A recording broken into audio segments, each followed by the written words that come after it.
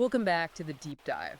I have to be completely honest with you right out of the gate today. Oh boy, setting the stage early. Yeah, well, usually when we sit down to record these, we are looking at something pretty broad. Right. Maybe we dissect the history of a tech company, or we look at some new productivity hack that's trending on LinkedIn. We usually keep it relatively light.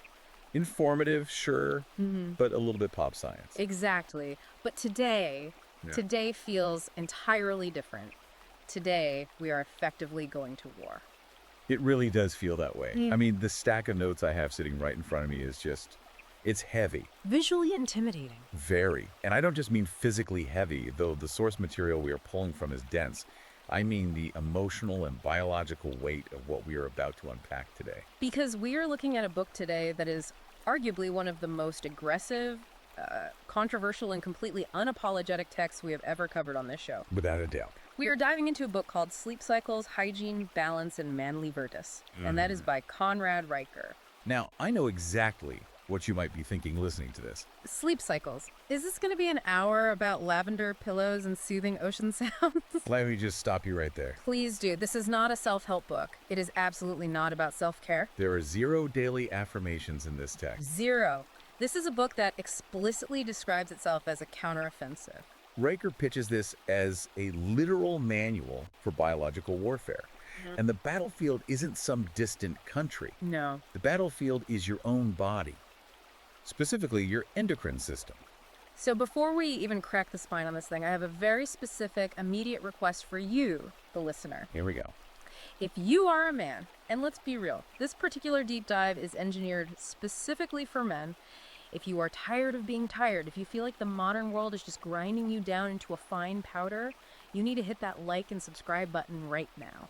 Right now. Because we are going to say things in this deep dive that the algorithm generally loves to suppress. Oh, it buries this kind of stuff. We are discussing topics that simply do not get play in mainstream health magazines because they go completely against the grain of the current cultural narrative. Which is exactly why you need to subscribe. Support this kind of unfiltered content, and honestly, strap in. And I'll add to that, if you have ever felt like the institutions around you, corporate HR departments, the medical establishment, even the entertainment industry, if you feel like they are somehow at war with your natural biology, this deep dive is going to validate a whole lot of those suspicions. Riker's writing this specifically for the man who is skeptical of the official story regarding masculinity. He is writing for the red-pilled man, effectively. He is. And to be fair, even if you don't personally subscribe to that label or if you find it a bit, internet-centric, the physiological data he presents is incredibly hard to ignore. We are going to give you the full deep dive treatment today. We are going to spend the next hour or so unpacking this absolute beast of a book. But we have to make a disclaimer here. Right. Riker calls his advice an arsenal. We can only show you the weapons. We cannot fire them for you. If what we discussed today resonates with you, if it makes you angry, if you find yourself nodding along in your car, do yourself a massive favor. Open up Amazon Kindle or Google Playbooks right now. Yes. Search for Sleep Cycles, Hygiene, Balance, and Manly Virtus. Buy the book. It is genuinely the only way to get the full protocol. The detailed nutrition plans, the light spectrum charts. We just do not have the time to cover all of that today. And while you're at it, check out his Substack. It's at Conrad Riker. He's publishing updates there that are even more cutting edge than the book itself. The book is just the foundation. Okay, so let's set the stage here. What is the core conflict? Because Riker starts with a very bold, sweeping premise. He does. He says that everything we have been told about sleep, particularly as men, is a fundamental lie. A lie designed for control. That is the crux of his argument. The central premise is that we have been sold a bill of goods by a society that views male biology as nothing more than a resource to be extracted. Rather than a complex system to be maintained. Exactly. The cultural narrative, especially in the West right now, is that sleep is downtime. It's laziness. It's what you do when you're dead. Right.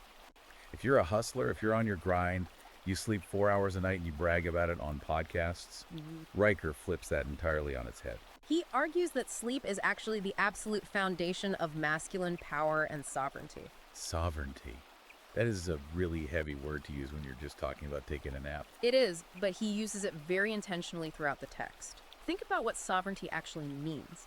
It means supreme power or authority. It means you are a self-governing state. Yes. And Riker argues that if you do not control your sleep, you do not control your biology. And if you don't control your biology, meaning your hormones, your neurotransmitters, your physical recovery, then you are incredibly easy to manipulate. You essentially become a vassal state to your employer, or to the media, or to whatever outrage machine is spinning that day. So this lie that sleep is for the weak is, in his view, an active mechanism of control. Precisely. The stated mission of this book is to uncover how modern institutions, corporate, academic, political, have been entirely captured. Captured by ideologies that intentionally pathologize male rest while simultaneously celebrating female wellness. We are going to get deep into that double standard later in the show because it is infuriating when you lay it out piece by piece. The idea being that when a woman needs rest, it is self-care. But when a man needs rest, it is laziness or a lack of drive. Or toxic. Yes, toxic. And Riker is arguing this is not an accident. It is a deliberate strategy to keep men exhausted. Because an exhausted man is a compliant man. He's too tired to lead. He's too tired to question the narrative. He is simply too tired to revolt. Riker has a specific term for this. He calls it biocide. Biocide. Let's talk about where this comes from. Because Conrad Riker isn't just some academic sitting in an ivory tower theorizing about circadian rhythms. He didn't come up with this in a pristine laboratory. He lived it. Section 1 of the book is called The Collapse, and I have to say, it is a pretty harrowing read. It's a very compelling origin story. I think a lot of our listeners are going to see themselves in this part of the book. So Riker was 32 years old. By all modern conventional metrics, he was the absolute definition of success. He was running 3 businesses simultaneously. He was in the gym every day, supposedly. He was just crushing it. Working 90-hour weeks. 90-hour weeks. Subsisting entirely on the classic hustle grind set. Caffeine, blind ambition, and massive amounts of cortisol. He thought he was Superman. He essentially thought biology was something that happened to other people. Lesser people. Until it happened to him. Because biology always collects the debt eventually. And he describes the scene so vividly in the book. It's 3 a.m. on a Tuesday. He's sitting in his office, staring at a spreadsheet, trying to maximize his Q3 projections. And suddenly, the room just starts to tilt. His vision tunnels down to a tiny pinhole. His heart starts doing this erratic, terrifying flutter. He says it felt like a bird was trapped inside his rib cage. He tries to stand up from his desk, and his legs just completely give out. He collapses on the office carpet. He ends up in the emergency room, hooked up to all these monitors. The doctor finally comes in. Now, Riker expects the doctor to say something standard, like, you need a vacation, or take these blood pressure pills. Instead, the doctor looks him dead in the eye and says, "Mr. Riker, you are lucky to be alive. Your cortisol levels are so astronomically high, they are literally dissolving your heart muscle." Dissolving his heart muscle. And Riker's initial reaction to hearing that, He didn't accept it. he didn't. And this is the exact manosphere mindset that he critiques so heavily now because he was deeply entrenched in it. He laughed at the doctor. He literally said, "Real men don't need sleep. We power through. I will sleep when I'm successful." That phrase, I'll sleep when I'm dead, it has become such a toxic cliche. Well, the doctor looked at him like he was completely insane and replied, "If you don't sleep, you will be dead soon." And that was the wake-up call. That was the moment Riker realized that biology does not negotiate. You can negotiate a business deal. You can negotiate your salary. But you cannot negotiate with your own cells. If they're degrading, you are going down. Period. Which brings us back to that term, biocide. It sounds like something out of a dystopian sci-fi novel, the era of biocide. But he means it quite literally. He defines biocide as a civilization-wide phenomenon where we actively treat male biology like a bug in the software. We view the need for recovery, the human need for silence, the need for darkness, as a flaw that needs to be ironed out. And so we try to patch the bug. We patch it with energy drinks. We patch it with prescription stimulants. We patch it with blue light screens to keep the brain artificially awake. He gives some brutal, real-world examples of this in the book. The Tesla engineer really stood out to me. Yes. He tells the story of an engineer at Tesla who was fired for refusing to work back-to-back 90-hour weeks. The guy actually sued for sleep coercion. But the internal culture at the company was essentially, if you aren't bleeding from the eyes, you aren't actually committed to the mission. Or the startup founder in Austin. That one was just tragic. A young guy, late 20s, he was on stage giving a presentation. He's talking about synergy and disruption, preaching the gospel of the 2047 hustle. And mid-sentence, he just drops. Cardiac event. Complete adrenal failure. He collapsed right there for the pitch deck. He literally died for a PowerPoint presentation. And the terrifying thing that Riker notes is that in places like Silicon Valley, these stories are often whispered about with a kind of sick reverence. Like he's a martyr. Look how hard he went. He gave everything. Riker calls that a sickness. He straight up calls it a death cult. He draws a very hard, distinct line between productivity and sovereignty. And I think this is a vital distinction for you listening right now. We are constantly told that productivity is the ultimate virtue for a man. If you are productive, you are a good, valuable man. Right. But Raker asks you to pause and ask, productivity for whom? Who actually benefits when you burn out your adrenal glands working until midnight on a Tuesday? The shareholders, Yeah. the corporation. The attention economy. The entity that signs the paycheck. It certainly does not benefit the individual man. It extracts value from him until he physically breaks, and then it just replaces him with a younger model. Riker writes this incredible line, "Sleep isn't laziness, it is sovereignty." When you choose to sleep, you are actively reclaiming your body from the system that wants to consume it. You are pulling up the drawbridge. You are looking at the world and saying, this territory, my mind, my muscles, my hormones, is closed for repairs. You cannot have it right now. I really love that pivot. It completely reframes the act of going to bed early. It's no longer a grandpa move. It's an act of rebellion. It is a middle finger to the system. It is arguably the ultimate counterculture move in a 247 surveillance capitalist society. To go dark. To purposefully go offline. But let's get into the hard science. Because Riker isn't just ranting about modern capitalism here. He brings the biological receipts. He really does. Section 2 is titled The Biological Bedrock. And we have to talk about the T word. Testosterone. You simply cannot have a conversation about men's health, or manly virtus, as the title states, without discussing testosterone. Now, we hear about low T all the time. It's constantly on commercials during football games. Take this pill, use this cream. But Riker actually explains the mechanism behind it, and it is tied directly to your sleep architecture. He dives deep into what's called the HPG axis. That stands for the hypothalamus pituitary gonadal axis. It is the command chain for your manhood. Think of it like a fiber optic cable running directly from your brain down to your testicles. Okay, let's break that down mechanically so we understand the stakes. How does the signal actually travel? It starts up in the brain. The hypothalamus releases a specific hormone called GnRH. That signals the pituitary gland to release luteinizing hormone, or LH. And then that LH travels down the bloodstream to the Leydig cells in the testicles and gives the order, make testosterone. Simple enough in theory. Yeah. But where does sleep actually factor into this equation? Here is the critical fact that Riker hammers home again and again. The vast majority of that signal, that initial upload from the brain, only happens during specific phases of deep, slow-wave sleep. Slow wave sleep, or SWS. So if you are cutting your sleep short, or if your sleep is fragmented because of stress or light, and you aren't hitting that deep, slow-wave stage, The signal never gets sent. It's like trying to upload a massive vital file on a Wi-Fi connection that keeps cutting out. The download just fails. Riker cites data showing that if you sleep 5 hours a night for just 1 week, your testosterone levels can drop by 10 to 15% 15%. in a single week. That is the biological equivalent of aging 10 to 15 years in 7 days. Riker is very blunt in this section. He says chronically sleep-deprived men, the guys who pride themselves on running on fumes, have the hormonal profile of an 80-year-old man. Or in some severe cases, lower free testosterone than a teenage girl. Ouch, that stings. He uses the phrase soft castrated. That is vivid. But it effectively drives the point home.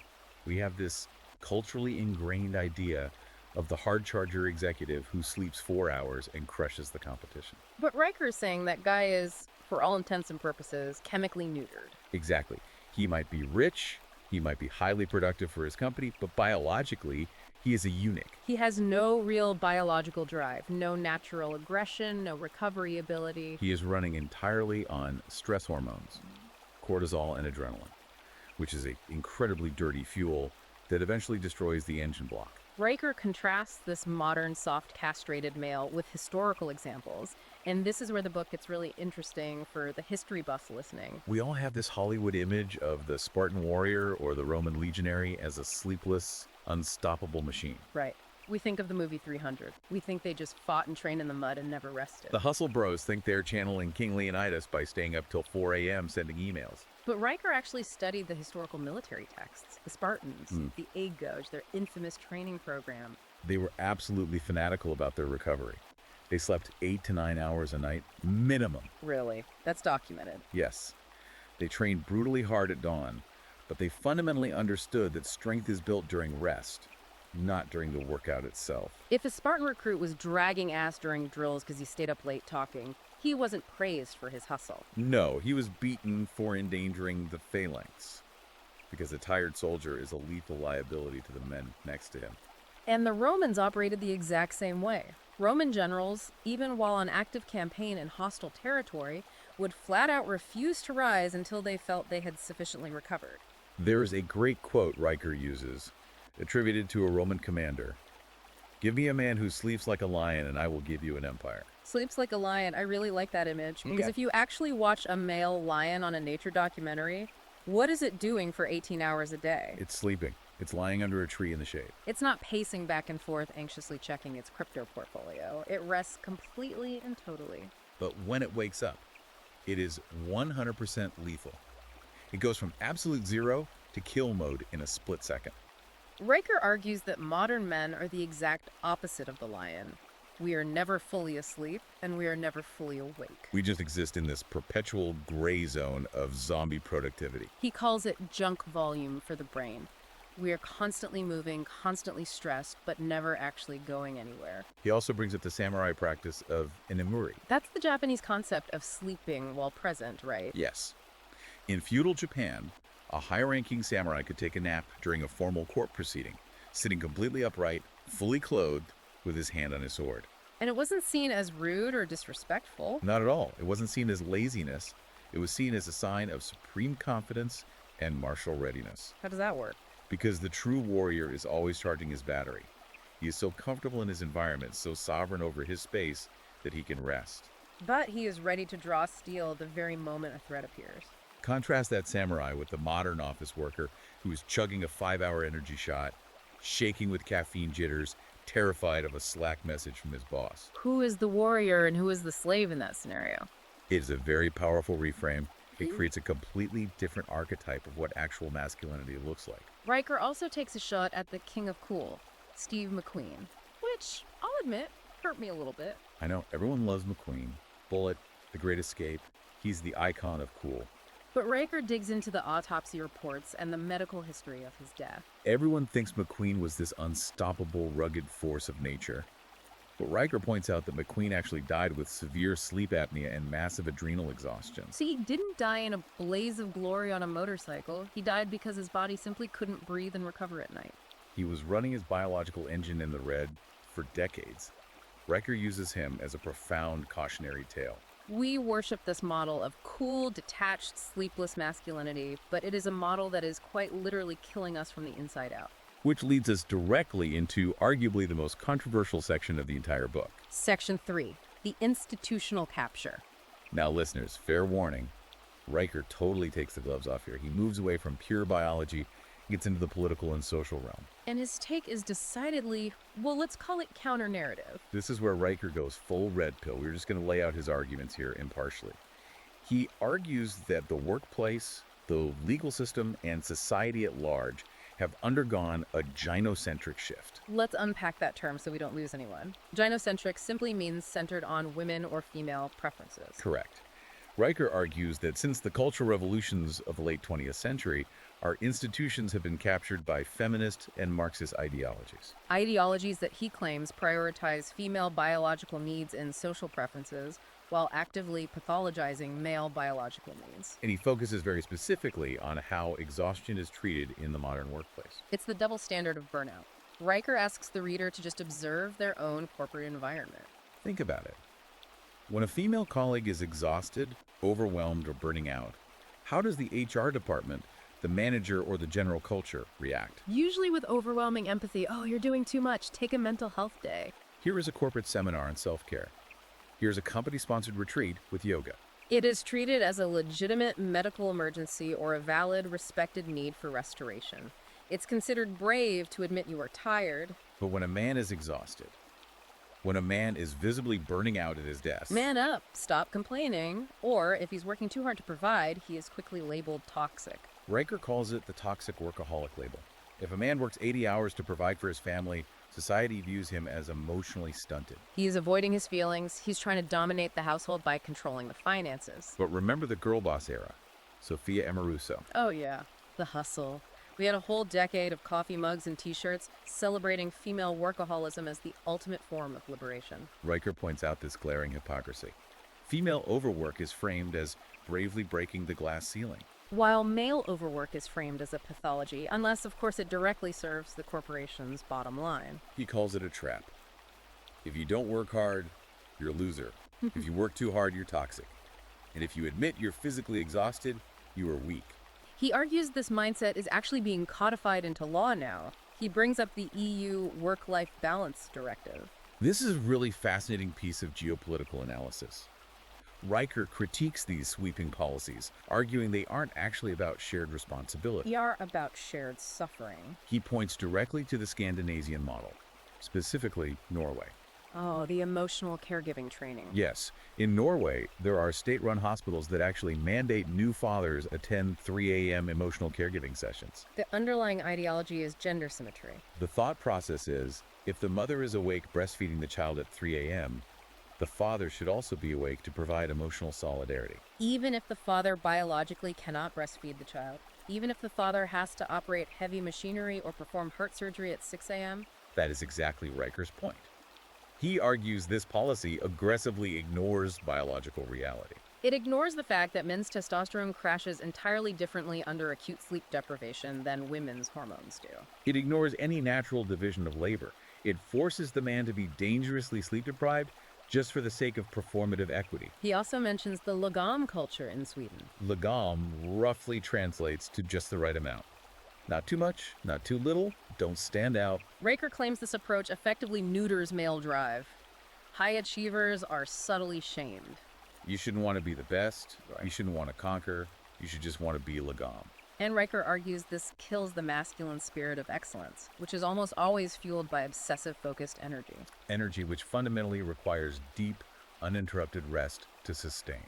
There is a specific story he tells about a firefighter in this section that really got my blood boiling. Again, just reporting what's in the text here, but it's wild. This is a case of what he calls lawfare against biology. A firefighter, a guy who works grueling 24-hour shifts fighting actual wildfires. Extremely dangerous, physically demanding work. He was going through a contentious custody battle. He would get off a 24-hour shift, go back to his apartment, and sleep for 6 or 7 hours. Because obviously he is physically wrecked. He is recovering. He's doing exactly what a Spartan would do. The family court, influenced by what Riker claims is an inherent anti-male bias in family law, ruled against him. They ruled that his sleeping pattern during the day showed he was disengaged and unavailable for his children. He lost significant custody time simply because he was sleeping after a 24-hour shift. That is just insanity. The man is saving lives, risking his own, and because he needs to recover biologically, the state punishes him and takes his kids. This is the core of what Riker means by institutional capture. The institutions have adopted a worldview that penalizes male biological necessity. They view male sleep as optional, or worse, as a sign of deliberate neglect. And Riker takes it a step further. He says this isn't just bureaucratic incompetence or an accident. He calls it ideological sabotage. This is definitely the most conspiratorial part of the book, but Riker insists it is the key to understanding the whole system. He suggests that the political left fundamentally fears sleep. Why would a political ideology fear sleep? Because a rested man is much harder to manipulate. He cites a study for this, right? He does. He claims it's a 2023 study from The Lancet. Now, listeners should definitely look up the specific interpretation of this study for themselves, but Riker claims it shows that men who get 7 to 8 hours of quality sleep are 40% more likely to reject progressive ideology. 40% more likely to reject conformist narratives. That is a massive claim. But let's play devil's advocate here. What is the actual mechanism for that? The mechanism is the prefrontal cortex, that is the advanced logic and reasoning center of the brain. When you are exhausted, the prefrontal cortex basically goes offline. You become highly emotional. You become reactive. You start operating purely out of the amygdala, which governs fear and anxiety. So you are far more susceptible to fear-mongering. Exactly.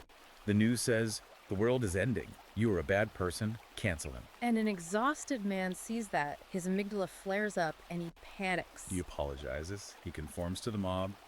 But arrested man, Has his prefrontal cortex engaged. He has the cognitive surplus to look at the mass hysteria and say, wait a minute, this doesn't make logical sense. I am not buying this. So Riker's theory is that the woke mind virus, so to speak, requires a weakened immune system, a sleep-deprived, anxious brain to actually take root and spread. He calls it quiet subjugation. The modern workplace is designed around emotional labor, constant consensus, and endless communication. Areas where female traits often naturally excel. Meanwhile, the biological engine of male assertiveness, which requires deep focus and deep sleep, is intentionally starved out. It makes you think differently about the right to disconnect laws we are starting to see pop up in Europe. Riker totally dismisses them. He says they are way too little too late. He says men do not need a right to disconnect granted to them by the state, like a crumb tossed from the table. They need to seize the right to connect to their own biology. You take it. You don't ask a bureaucrat for permission to sleep. Which brings us perfectly to the enemy that is currently sitting in your pocket. Section 4, the digital parasite. This is the technology piece of the puzzle. And if you think Riker hates HR departments, just wait until you hear his thoughts on smartphones. He literally calls the smartphone a Skinner box. A Skinner box. For those who don't know, that's the classic psychological experiment with the rats and the levers. Right, variable reinforcement. You press the lever, maybe you get a food pellet, maybe you don't. That unpredictability is what creates deep psychological addiction. Riker argues the phone is not a tool anymore. It is a weapon pointed directly at your pineal gland. The pineal gland. That's often called the third eye, biologically speaking. It's the tiny gland in the brain responsible for producing melatonin. And melatonin isn't just some sleepy chemical that makes you yawn. Riker explains it is a master hormone. It's an incredibly powerful antioxidant. It regulates immune function. It physically sweeps the brain for toxins while you sleep. And blue light from your screen completely destroys it. It snipes it out of existence. Riker says the blue light from your phone hits your retina and sends a frantic signal to the pineal gland that screams, "It is noon. The sun is directly overhead. Be alert." At 11 p.m. at night. And he mentions a highly specific, terrifying stat from Pew Research. The average man spends 84 minutes scrolling on his phone in bed before trying to sleep. 84 minutes. That is nearly an hour and a half every single night. That compounds to over 547 hours a year, sitting in the dark, staring at a screen. What are they even doing? Riker calls it the trough. They are consuming outrage porn, softcore thirst traps on Instagram, bad news, endless political arguments with strangers. It's just a digital dopamine lure. Riker says this is an active assault. It is weaponized light, intentionally engineered by behavioral psychologists at big tech companies to keep you anxious, agitated, and engaged. He compares modern tech-addicted men to the Amish. Now, I don't think Riker actually wants us all to move to Pennsylvania and start churning butter. No, but the data he pulls is incredibly compelling. It's all about evolutionary mismatch. The Amish obviously live without electricity in the home. They average 8.5 hours of solid sleep per night. Their testosterone levels remain robust well into old age. This is the key stat. Suicide is almost completely non-existent in their communities. Now compare that to what he calls the screen-glued city man. High anxiety, plummeting testosterone, depression rates absolutely skyrocketing year over year. Riker has a great line in this chapter. Cavemen didn't invent TikTok. Our biology fundamentally assumes that when the sun goes down, the world gets dark and the world gets quiet. When you blast 10,000 nits of artificial blue light into your retinas at midnight, your body genuinely thinks it is under attack. It releases cortisol to prepare you for the threat. But there is no tiger in the bushes. There is no invading tribe. There is just a cat video. Or an angry tweet from a politician. He mentions a fascinating study from West Point that backs this up completely. This was what he calls a weapon upgrade moment for the cadets. Yes, West Point did a study where they took a group of cadets and completely banned all screens after sunset. No phones, no tablets, no laptops. They had to engage in strictly analog downtime. Reading physical paper books, journaling, prayer. or just sitting in silence. And the results were A staggering. 32% increase in cognitive performance and test scores within a single semester. 32%. That is a massive jump. If a pharmaceutical company invented a pill that made you 32% smarter with no side effects, it would be a $1 trillion drug. Everyone in the world would take it. It would be banned as a performance-enhancing drug in professional sports. But the pill is literally just putting your phone in a lockbox at 8 p.m. And yet we simply do not do it because we are deeply addicted to the digital parasite. Riker argues that big tech has successfully hacked the innate male drive for novelty, for hunting, for gathering information, and they have turned it against us. So we have covered the scope of the problem: the personal collapse, the biological reality of testosterone, the rigged institutions, the tech warfare. Now we need the actual solution. Section 5 is called the protocol. How do we actually sleep like a warrior? Riker calls it the Spartan Sleep Protocol. It is highly practical, it is extremely rigid, and it is absolutely not about comfort. It starts with your physical environment. He refuses to call it a bedroom. He calls it the sleep temple. I really love that framing. Not a bedroom where you fold laundry and watch TV. A temple. A sacred, dedicated space. It implies reverence. You don't bring trash into a temple. You don't bring work stress into a temple. Step 1 of the protocol. Temperature. It needs to be cold. 65 degrees Fahrenheit or lower. Now that is pretty chilly for a lot of people. My wife would probably kill me if I set the thermostat to 62. Riker addresses that exact pushback. He says get separate blankets or negotiate with your partner, but the ambient cold is non-negotiable for the man's biology. Your core body temperature must physically drop to initiate the deep, slow-wave sleep phases we talked about earlier. If you are wrapped in heavy blankets in a warm room, you stay hovering in light sleep all night. Step 2, darkness. Total, absolute darkness. He says if you can hold your hand up in front of your face and see it, the room is too bright. Get heavy blackout curtains. Put black tape over the tiny LED lights on your smoke detector or your TV. He literally calls those light leaks enemy incursions. What about noise? Because cities are loud. White noise is mandatory. He recommends a mechanical fan or a dedicated machine that hums like a distant ocean. It actively masks the sudden sharp noises, a car door slamming outside, a dog barking down the street, that spike your cortisol and pull you out of deep sleep. Now let's talk about the bed itself. Riker has a very, very strong opinion on modern mattresses. He despises memory foam. He calls it sleeping on a marshmallow. Really? Because everyone seems to love memory foam these days. It cradles you. Riker says a man needs a firm surface. He argues that incredibly soft, sinking beds cause spinal misalignment. And a psychological feeling of sinking and yielding, rather than feeling supported and in command. He says you should sleep on a surface that actually offers some physical resistance. It's about spinal alignment and maintaining a posture of command, even while unconscious. You shouldn't be swallowed whole by your bed. You should be supported by it. Okay, so we have the cold, pitch black room and the firm bed. What about the actual pre-sleep routine? He institutes what he calls the hard deck. No screens after 9:00 p.m. Yeah. Zero exceptions. No negotiations with yourself. This is the pure discipline part of the manual. If you break this one rule, he says the rest of the protocol basically doesn't matter. And then he introduces specific breathing techniques. He recommends the 4-7-8 breathing method, or 4-4-4-4 box breathing, Why the intense focus on breathing? to manually, consciously down-regulate your nervous system. Most modern men are stuck in sympathetic mode all day, fight or flight. Right. These breathing techniques physically force the body to shift into parasympathetic mode. Rest and digest. He says it's like hitting the heavy brake pedal on a Ferrari that's been redlining all day. And then there's the hygiene hack. The Epsom salt shower. This is a really great biohack. Riker suggests taking a very hot shower exactly 90 minutes before you intend to sleep. But not just a regular shower. He says to actively scrub with magnesium-rich soaps or use heavy Epsom salts if you have a bathtub. Why specifically 90 minutes before bed? It initiates what he calls the dump. The hot water causes vasodilation.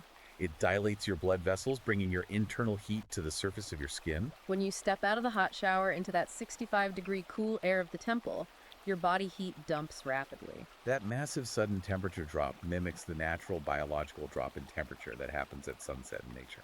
It violently tricks your brain into thinking, oh, the sun just disappeared, it's getting cold, release all the melatonin right now. That is just brilliant. It is literally using the laws of thermodynamics to hack your own hormones. Exactly. What about supplements? He refers to this section as the arsenal. He is actually very careful here. He absolutely hates prescription sleeping pills like Ambien. He says those drugs do not actually give you sleep, they give you chemical sedation. There's a massive biological difference. Sedation does not produce testosterone, it just knocks you unconscious. So what does he actually recommend for the arsenal? Glycine and magnesium. He views these not as crutches or drugs, but as tactical gear for the modern environment. Modern agricultural soil is deeply depleted of magnesium. Most men walking around today are chronically deficient. So taking a high-quality magnesium glycinate supplement is really just restocking the basic fuel your body requires to relax the muscles and calm the racing brain. Before we move on to the final section, I really want to touch on the history lesson he gives about first and second sleep. I had genuinely never heard of this concept before reading this book. It is a fascinating historical deep dive.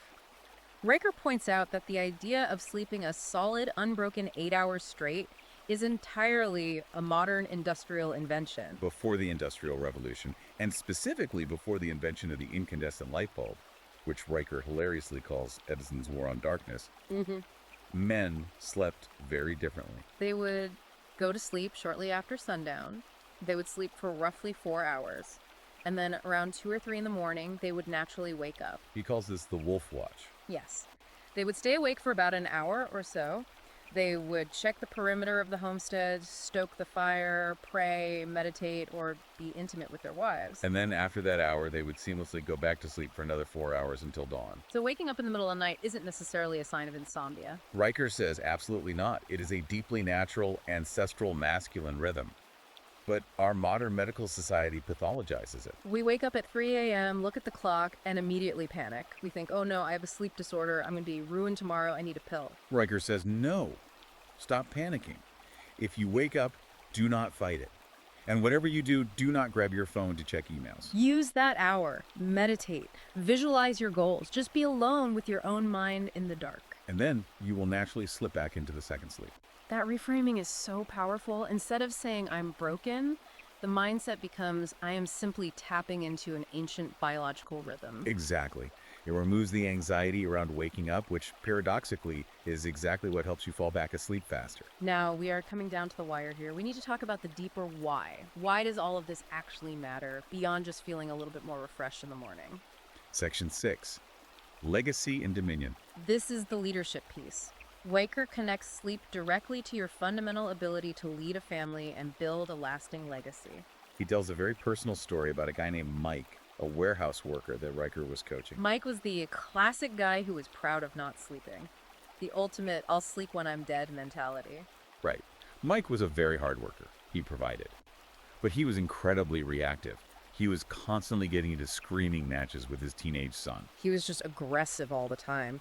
And Mike blamed everything on his son's school. He said the liberal curriculum was making his kid disrespectful. He thought it was entirely a political or cultural problem in his house. But Riker looked at the underlying biology. Mike was averaging maybe 4 hours of broken sleep a night. Riker sat him down and explained the basic neuroscience. When a man is chronically sleep deprived, the prefrontal cortex shuts down. Again, that is the exact part of the brain responsible for discipline, logic, moral reasoning, and emotional regulation. And the amygdala completely takes over the steering wheel. The lizard brain, the fight or flight threat center. So when his teenage son just rolled his eyes at him, Mike wasn't disciplining him like a rational, loving father. He was reacting like a cornered animal. He was biologically incapable of having patience. That realization hit so hard. You cannot lead a family if you are constantly reacting like a cornered animal. It completely changed Mike's life. He fixed his sleep protocol, and suddenly he had the actual emotional bandwidth to parent his kid. To listen, to guide rather than shout. Riker argues beautifully that you cannot build an empire if you are functioning as a raw, exposed nerve ending. And this philosophy extends directly into the workplace. Riker talks about staging a workplace rebellion. The quiet rebellion. He aggressively advises men to enforce an 8-hour sleep window as the daily act of dominion. Dominion, meaning I own this territory. I own my time. I own my mind. Refusing to answer an email from your boss at 2 a.m. is not laziness. Riker says it is actively protecting the infrastructure of civilization. If the men who build the bridges, the men who write the core code, and the men who maintain the global power grid are all completely fried, the world literally crumbles. He backs us up with some incredible hard data from the U.S. Air Force. Fighter pilots, arguably the ultimate high-stakes, hypermasculine job on Earth. When the Air Force rigorously optimized their pilots' sleep schedules using these types of protocols, they saw a 41% faster threat recognition rate in simulations. 41%. In a dogfight happening at Mach 2, that is literally the difference between life and death. And Riker argues that life itself is a dogfight. Whether you are sitting in a tense boardroom negotiation, whether you are fighting in a custody hearing, or whether you are just managing a crisis at home. You absolutely need that 41% edge. If you freely give that edge away to Netflix autoplay or to midnight doom scrolling on Twitter, you are voluntarily disarming yourself. Voluntarily disarming. That is the ultimate takeaway here. Riker's looking you in the eye and telling you to pick the weapon back up. And the weapon, ironically, is the pillow. It sounds funny when you say it out loud, but after going through the actual data in this book, it sounds deadly serious. It is warfare. That is the core message of the text. So let's bring it all home. We have covered the initial collapse, the harsh biological reality of testosterone production, the institutional capture by hostile ideologies, the digital enemy glowing in your pocket, and the Spartan sleep protocol. The red pill realization here is remarkably simple. The system actively wants you exhausted. An exhausted man buys cheap convenience food. An exhausted man clicks on targeted ads. An exhausted man does not have the energy to question authority. An exhausted man is a compliant man. But a rested man is dangerous. A rested man is sovereign. He is unshakable. Sleep like a Spartan, rise like a Roman, lead like a king. That is the mantra of the book. It is an incredibly powerful call to action. Listen, we've gone extremely deep today, but I am telling you, we've only just scratched the surface of what is in this text. There are entire dense chapters in this book on specific nutrition protocols, on the exact light spectrums of different bulbs for your house, on the psychology of silence. And an entire section on how to navigate shift work without dying a decade early. We didn't even get to touch those. This book is dense. There is no fluff here. It is a literal field manual. So here's my final challenge to you, the listener.